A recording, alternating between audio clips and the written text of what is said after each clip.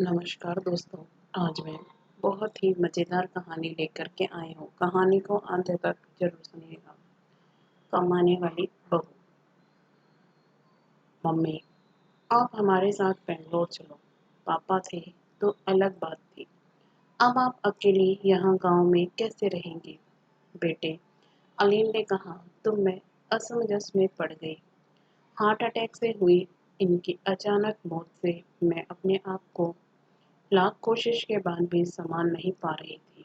12 दिन हो जाने से सभी मेहमान चले गए थे। बेटा अनिल और बहू अनीता दोनों ही इंजीनियर हैं। मेरी सहेलियों ने मुझे से कहा कि बेटा बहू के पास रहने नहीं जाना, क्योंकि कमाने वाली बहू को बुजुर्ग सास बिल्कुल अच्छी नहीं लगेगी। उसकी आज़ादी में तुम्हारे जाने से खलल पड़ेगी। वो तुम्हें ताने मार मार कर तुम्हारा जीना हराम कर देगी।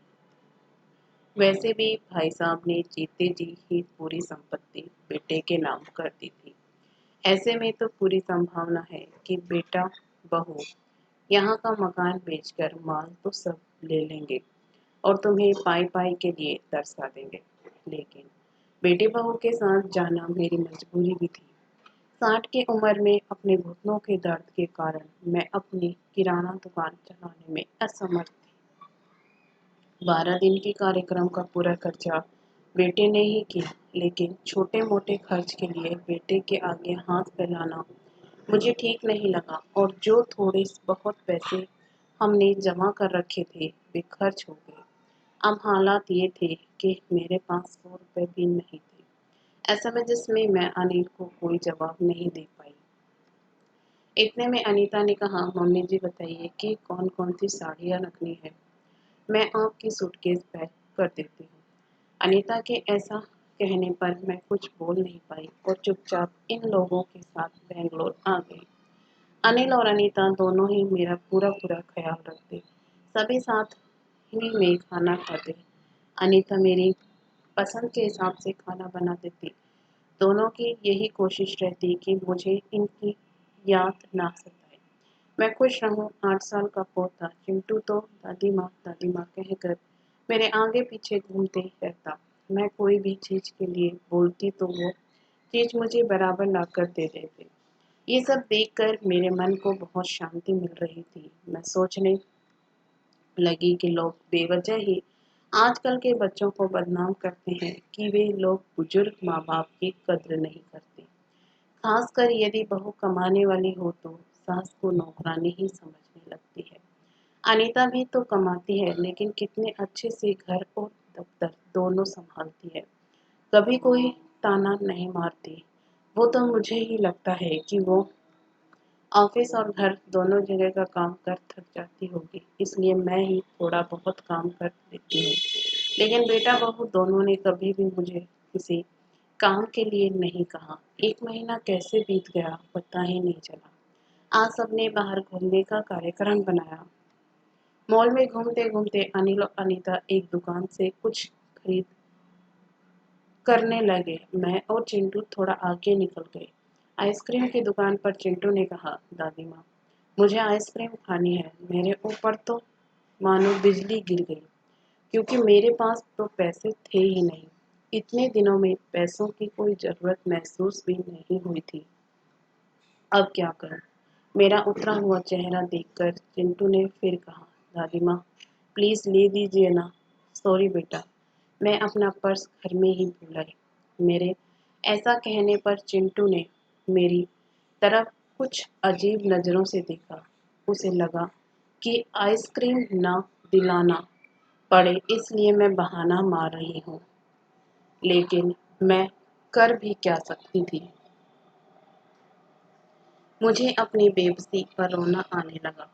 मैं कैसी दादी हूँ कि अपने पोते को आइसक्रीम भी नहीं दिला सकती। इनके जाने के बाद पहली बार मैं अपने आप को बहुत ही असहाय महसूस कर रही थी।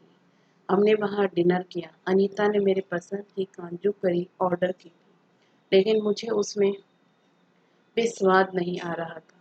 घर आने पर थोड़ी देर सभी ने टीवी देखी। अनिल सोने चला गया और अनीता चिंटू के कमरे में गई ताकि मच्छरदानी की टिकिया लगाकर उसे ब्लैंकेट आदि देकर सुला दे। मैं भी अपने कमरे में सोने जाने लगी।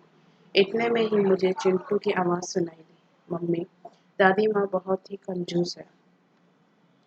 तू ऐसे कैसे बोल रहा है?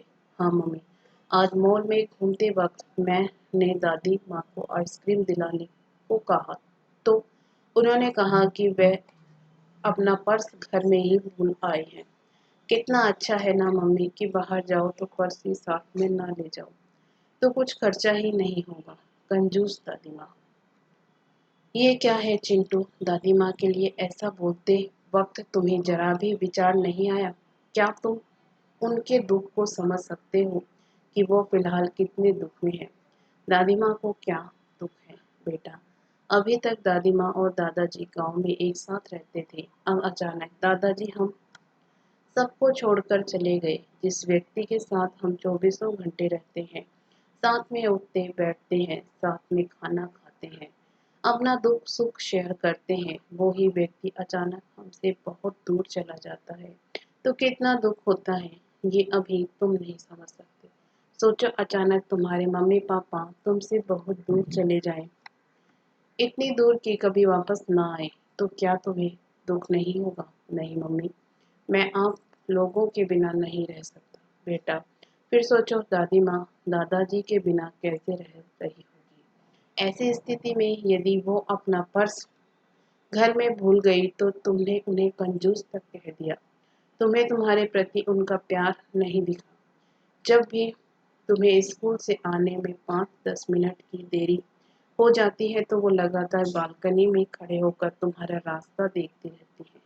उस दिन उनके घुटनों में बहुत दर्द होने के बावजूद तुम्हारे कहने पर उन्होंने तुम्हारी पसंद मनपसंद में थी मटर मलाई बनाई थी। इसलिए बेटा, किसी के लिए कोई भी राय बनाने से पहले उस व्यक्ति के दृष्टिकोण से भी सोचना चाहिए। सॉरी मम्मी, यह वार्तालाप सुनकर मुझे अपनी बहू पर बहुत गर्व हुआ। उसकी जगह यदि मैं होती तो शायद मैं भी अपने पोते को इतने अच्छे से नहीं समझा पाती। सुबह अनिल ऑफिस चला गया और चिंटू स्कूल। अनीता ऑफिस जाते जाते मेरे हाथ में कुछ रुपए देने लगी। ये क्यों बहू, मुझे पैसों का क्या काम है? मम्मी जी, इंसान को पैसों का कब काम पड़ जाए कह नहीं सकते। आप मंदिर जाती हैं, कभी दक्षिणा चढ़ा दीजिए, कभी चिंटू के कोई चीज के लिए जिद करने पर उसे वो चीज लेकर दे दीजिए। लेकिन बहू, मम्मी जी, यदि यह पैसे अनिल आपको देते तो क्या आप मना करती? नहीं ना, आपकी बहू ने मैं कमाती है तो फिर आप अपनी बहू से पैसे क्यों नहीं ले सकते? अनीता की बातें सुनकर खुशी के मारे मेरी आंखों में पानी आ गया। जो बात मेरा बेटा भी समझ न सका वो बात मेरी बहू ने समझ ली थी। मैं ईश्वर से प्रार्थना करने लगी कि मेरी जैसी बहू वो सबको दे। लोग बेवजह ही कुछ कमाने वाली बहुओं के दुर्व्यवहार को देखकर सभी कमाने वाली बहुओं पर लांछन लगाते हैं कि वे तुनक मिजाज और घमंडी होती हैं। सास ससुर उनको बिल्कुल अच्छे नहीं लगते। कुछ बहुएं अनीता जैसी समझदार, सुलझे विचारों वाली बड़ों का सम्मान करने वाली भी होती हैं। आज अनीता ने कमाने वाली बहू के बारे में मेरी आंखों पर बड़ा पर्दा हटा दिया। आपको ये कहानी पसंद आई तो वीडियो को लाइक ज़रूर करिएगा। इसी तरह की कथा कहानियों के लिए हमारे चैनल को सब्सक्राइब भी ज़रूर करिएगा। धन्यवाद।